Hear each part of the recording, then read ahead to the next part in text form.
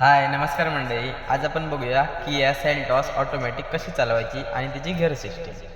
चला तर मग मंडळी आपण बघूया किया सेल्टॉसची गिअर सिस्टीम बघा. हे असे नॉर्मल आपण इनोवाचे गिअर असतात तसे नाही त्याचे, तसे मागे केलात की गिअर पडतं त्याचे, म्हणजे एक करूची गरज नाही.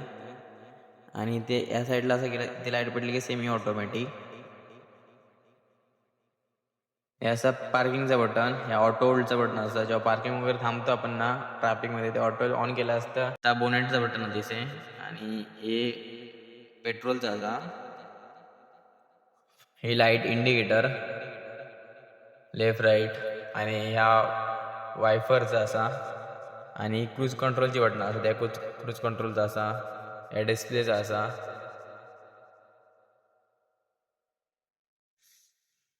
या स्टेरिंग लॉकचा असा. क्रूज कंट्रोल ऑन केलास की या स्टेरिंग आपला ऑटोमॅटिक फिरतला. हे मोड, ऑइज, स्पीकर, सॉन्ग कॉल, AC, मॅपचा असा नेव्हिगेशन वगैरे. आणि ड्राईव्हचा असा, म्हणजे जे आपण स्पोर्ट मोड वगैरे टाकतो तेव्हा इथे तिथं इको, नॉर्मल, आणि इकडे केलास दाबलास बघा स्लो मोड.